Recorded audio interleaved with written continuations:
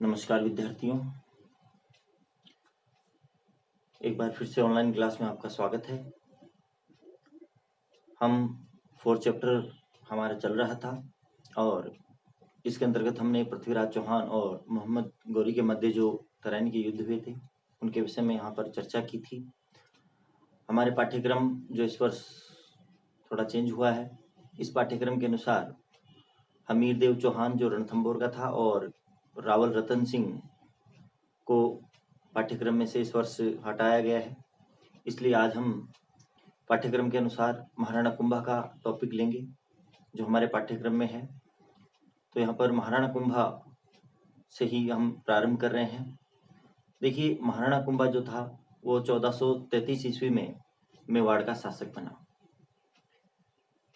महाराणा कुंभा, देखिए इससे पूर्व यहाँ मैं आपको बताना चाहूंगा कि इससे पूर्व जो मेवाड़ के शासक थे रावल रतन सिंह के समय तक, उस समय मेवाड़ के शासक रावल शाखा से थे, इसलिए वो अपने नाम के आगे रावल शब्द लगाते थे।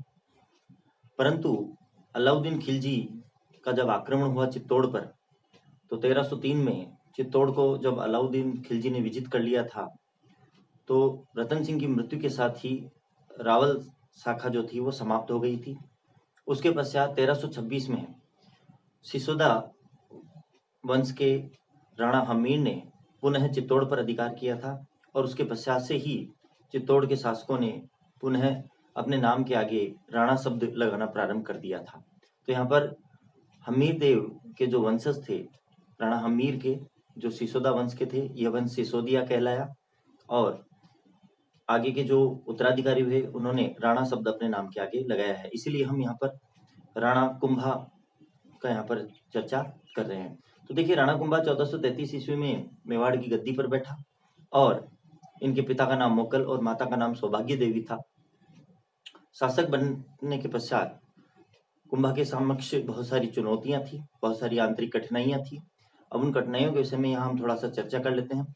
तो शासक बनने के बाद जो है प्रारंभ की जो कठिनाइयां थी राणा कुंभा के सामने, वो कौन कौन सी थी देखिए।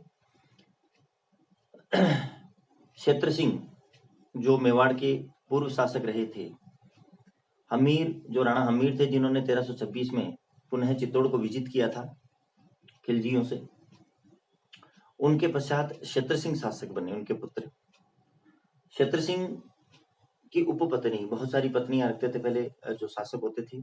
एक मुख्य पत्नी होती थी और अन्य पत्नियों को उपपत्नी का दर्जा दिया जाता था। तो क्षेत्र सिंह की एक उपपत्नी की संतान थे चाचा और मेरा, ये दो व्यक्ति थे और यह भी गद्दी हथियाने अर्थात सिंहासन पर बैठने के लिए ललायित थे। इसलिए कुंभा के समक्ष ये एक बड़ी चुनौती थी कि ये दोनों कुंभा के विरोधी थे और उसे गद्दी से हटाकर स्वयं गद्दी प्राप्त करना चाहते थे। साथ साथ इनके साथ एक कुछ मेवाड़ के सरदार भी मिले हुए थे। इनमें महपा पंवार जो था वो प्रमुख था। तो एक तरह से चाचा मेरा और महपा पंवार कुंभा के विरोधियों में थे। तो जो मेवाड़ी सरदार थे इस समय वो दो गुटों में बटे हुए थे। एक चाचा मेरा और महपा पंवार का समर्थक गुट था, तो दूसरा जो गुट था मेवाड़ी सरदारों का वो कुंभा समर्थक था। तो इस प्रकार से मेवाड़ी सरदार दो गुटों में बटे हुए थे।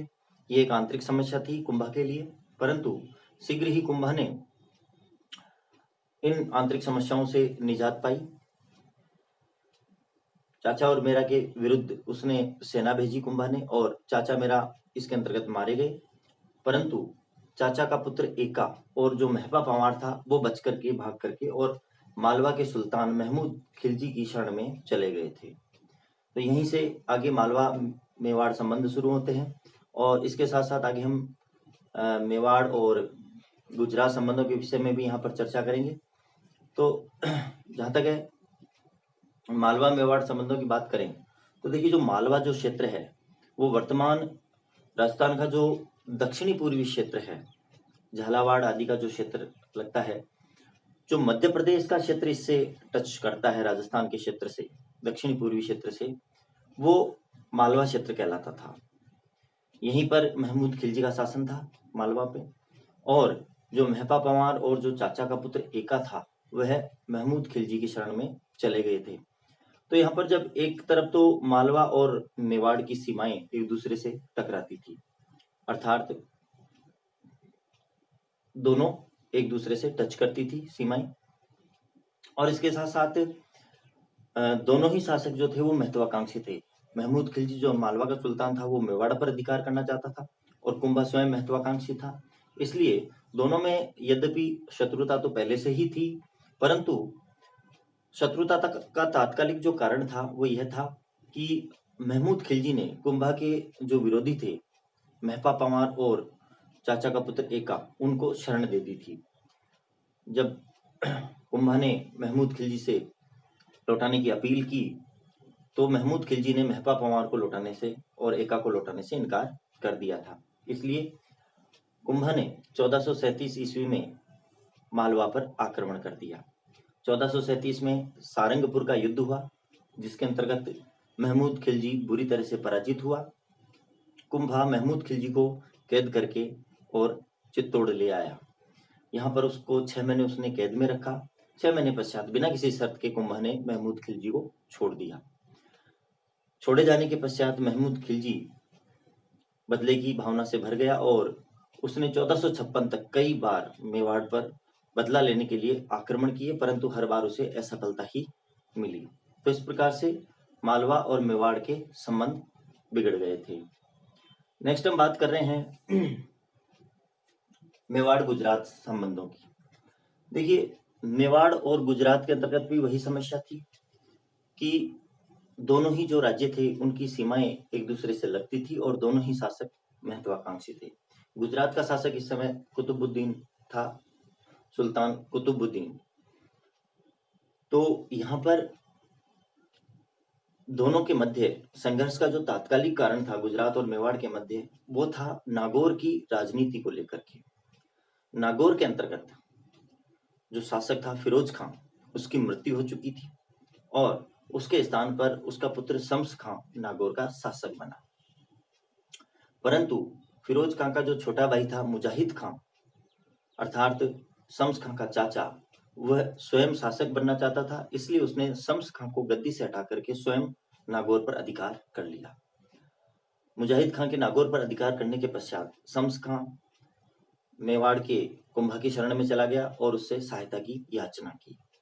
कुंभा ने भी उसे इस शर्त पर सहायता देने का वचन दिया कि वह कभी भी भविष्य में नागौर की किलेबंदी नहीं करेगा, अर्थात सीमाओं पर सेना तैनात नहीं करेगा। इस शर्त पर कुंभा ने शम्स खां का साथ दिया और मुजाहिद खां को हटा करके और शम्स खां को पुनः नागौर की गद्दी पर बैठाया। परंतु शर्त के विरुद्ध शम्स खां ने कुछ ही समय पश्चात नागौर की किलेबंदी करना प्रारंभ कर दिया। इस पर कुंभा ने पुनः आक्रमण करके नागौर पर अधिकार कर लिया। शम्स खां भाग करके और गुजरात के सुल्तान कुतुबुद्दीन की शरण में चला गया। कुतुबुद्दीन को भी कुंभा पर आक्रमण करने का अवसर मिल गया। जब कुतुबुद्दीन कुंभा पर आक्रमण करने के लिए मेवाड़ की तरफ रवाना हुआ तो उसी समय रास्ते में महमूद खिलजी जो मालवा का सुल्तान था, उसका एक प्रतिनिधि ताज खां कुतुबुद्दीन से आकर के मिला और उसने दोनों राज्यों अर्थात मालवा और गुजरात के द्वारा संयुक्त रूप से मेवाड़ पर आक्रमण करने का प्रस्ताव कुतुबुद्दीन के समक्ष रखा। कुतुबुद्दीन ने भी इस प्रस्ताव को स्वीकार कर लिया और इस प्रस्ताव के संदर्भ में 1456 ईस्वी में मालवा और गुजरात के मध्य एक संधि हुई, जिसे चंपानेर की संधि के नाम से जाना जाता है। यहाँ पर ये इंपॉर्टेंट है, 1456 में चंपानेर की संधि किस किस के मध्य हुई थी? मालवा के सुल्तान महमूद खिलजी और गुजरात के सुल्तान कुतुबुद्दीन के मध्य ये संधि हुई थी। किसके विरुद्ध हुई थी? ये मेवाड़ के शासक कुंभा के विरुद्ध हुई थी। दोनों की संयुक्त सेना ने मेवाड़ पर आक्रमण किया और इस संधि के अनुसार दोनों ने यह तय किया था कि दक्षिण पूर्वी क्षेत्र से मालवा का सुल्तान महमूद खिलजी आक्रमण करेगा, जबकि दक्षिणी पश्चिमी दिशा की तरफ से गुजरात का सुल्तान कुतुबुद्दीन आक्रमण करेगा। और जब कुंभा पराजित हो जाएगा तो मेवाड़ पर अधिकार होने के पश्चात आपस में लगते हुए क्षेत्रों को बांट लिया जाएगा। इस प्रकार की संधि 1456 में चंपानेर की यह संधि हुई। दोनों की संयुक्त सेना ने आक्रमण किया, परंतु दोनों को कुंभा ने पराजित कर दिया था। उनके दोनों की संयुक्त सेना को कुंभा ने पराजित कर दिया। अब यहाँ पर इस पराजय के संबंध में दो हमको यहाँ पर मत मिलते हैं। एक मुस्लिम इतिहासकार फरिश्ता है, जबकि दूसरा जो मत मिलता है वो हमको रसिक प्रिया और कीर्ति स्तंभ प्रशस्ति का मिलता है। मुस्लिम इतिहासकार फरिश्ता ये कहता है कि दोनों की संयुक्त सेनाओं ने जब मेवाड़ पर आक्रमण करना चाहा तो दोनों को धन देकर के और कुंभा ने वापस लौटा दिया था। यद्यपि इस मत को सही नहीं माना जा सकता, क्योंकि कुंभा इतना कायर व्यक्ति नहीं था कि वो धन देकर के और उन्हें वापस लौटा था।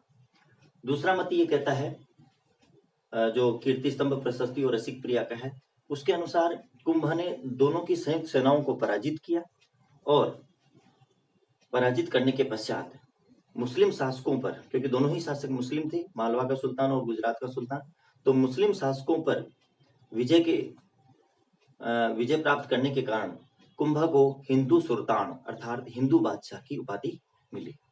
तो यहाँ पर ये जो कुछ स्टोरी टाइप में थी, उम्मीद करता हूँ आपके समझ में आई होगी। नेक्स्ट हम जो बात करेंगे वो बात करेंगे कुंभा की सांस्कृतिक उपलब्धियों की, जो काफी इंपॉर्टेंट हमारे लिए ये टॉपिक रहेगा। धन्यवाद।